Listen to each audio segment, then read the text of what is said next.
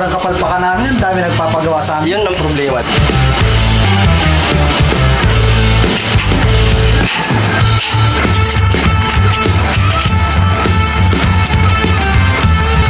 Alam tumibay kahit lumambitin ka, hindi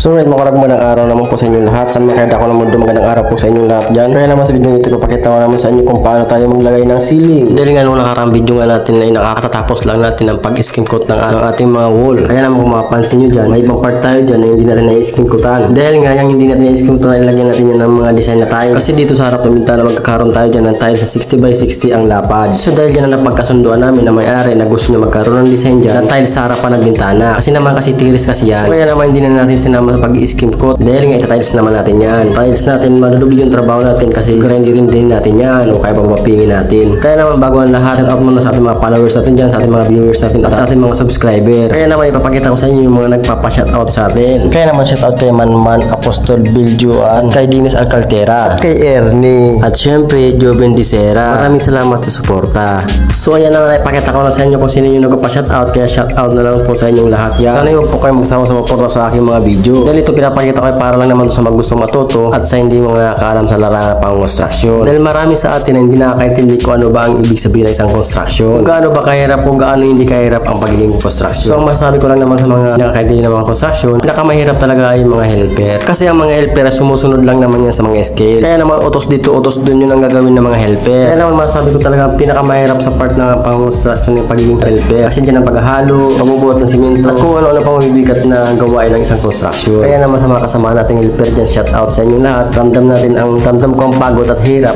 dahil galing din tayo dyan. Kaya naman alam ko yung nasa isip nyo yung pinagtataka nyo. Dahil kitang-kita naman kasi na nakatras tayo with anahaw. Ibig sabihin hindi mainit kasi nakaanahaw. Kaya naman sa magtatanong sa atin dyan kung ba't tayo maglagay ng ceiling, ganito kasi yun. Alam naman natin na malamig dahil nakanahaw na nga. Kaya naman nagtataka kayo kung bakit tayo naglagay pa ng ceiling dyan. Dahil doon kasi mawalang bukod sa malamig na, maglagay pa sila ng aircon para lalo na lumabig. Kaya tayo maglalagay dyan ng ceiling. Ang lagyan pala din mawalang ng aircon, yung kwarto lang naman. Kaya naman kabira-bira nag-order tayo ng materialis. Guys, mawalang good morning. So, bali, ito na yung ginawa natin na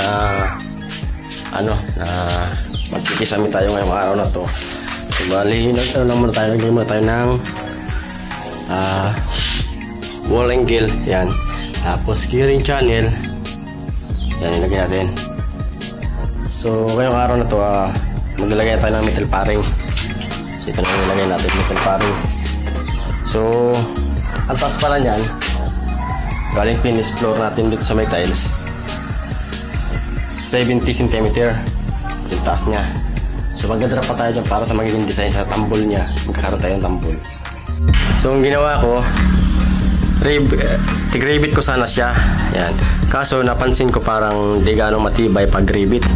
So diniskarte natin ang ginawa. Alam tumibay kahit lumambitin ka, hindi yan matanggal. Kaya naka-flash screw tayo dyan. Kahit lumambitin ka man dyan, walang kalasan yan. Yan. Bali tatlo nilagay natin sa niya. Tapos maglagay na tayo ng metal paring ngayon. Para yung sa wiring, kasi di ko may lalagay yung wiring na andito pa yung mga wala pang ceiling o frame ng ceiling. Kaya framean muna natin bago natin istulan ng mga wiring.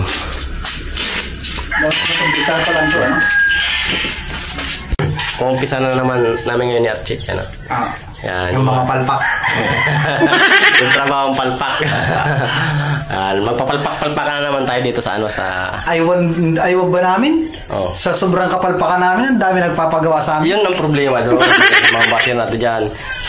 Sobrang kapalpakan ang ginagawa mo. Nakita nila, palpak na yung gawa.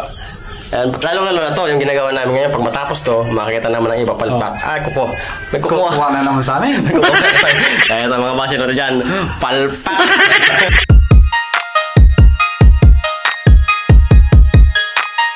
So ayun na nga mga koragon, ito pala nire-rebit natin. Ito yung tinatawag na keyring channel o kaya C-channel. So ito yung magbibit-bit ng ating metal paring at ang ating hardy plate. Kaya naman ginagawa ko yung pagre-rebit, bali ginagawa ko siyang tatlo. Para nga pala kapit na kapit. Kasi alanganin naman sa isa o kaya dalawa. Kaya ginagawa ko tatlo. Isa sa taas, dalawa sa baba. At kung mapapansin nyo, yung sobra pa lang ating keyring channel, binibinda lang natin. So kahit hindi mo kasi yan tanggalin, tago naman yan sa ating metal paring. Siyempre hindi naman natin may kakabit yung metal paring natin kung wala tayo dyan W-clip. Dahil yung W-clip, yun maghahawak ng metal paring. Pero sa ibang gumagawa, hindi na pala sila gumagamit yan ng double clip. Ginagamitan na lang nila ng blind rivet. Pero tayo sumusunod tayo sa quality at tibay kaya gumagamit tayo dyan ng double clip para hindi na isa-isa nire-rivet natin yung ating metal paring. Dahil pag mayroong double clip, mabilis na ikabit ang ating metal paring. At kabilang dulo na lang ng ating metal paring ang ating re-rivet. So ito na nga, nagkakasana pala tayo dyan ng ating Ardiplex. So kapag dalawa pala lang kayo nagtulong-tulong dyan, kailangan meron kayo isang katulong. Yun yung pantokod. So ang ginawa natin, nagawa tayo ng pantokod. Yung tipong parang sampahan ng mga manok na pangsabong. Harot!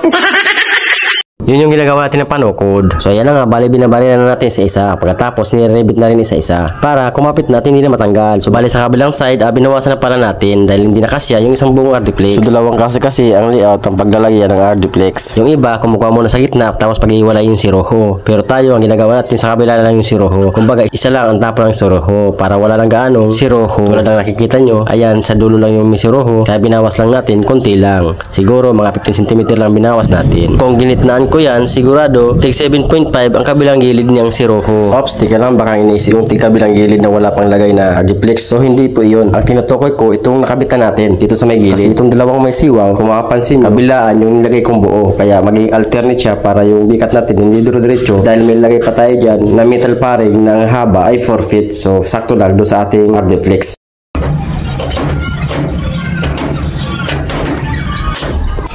So ginagawa natin mga kurago, naglagay tayo ng ulo ng rivet. Ayan o. Magpasok tayo dyan tapos para makabaon dun sa pinaka ng pagre-rivetan. Blind rivet para di lumitaw. Nakalubog siya. Pag minasilyan natin yan, medyo pag minasilyan kasi natin yan na hindi natin nilulubog, litaw yan. So ang mangyayari, gagawin din rin yan. Kaya tayo, nilulubog natin para di lumitaw. Kaya sa mga baguhan lang nga, sa mga baguhan. Information sa mga Magagaling. Magagaling daw. Magagaling na bakit? Yeah, alright.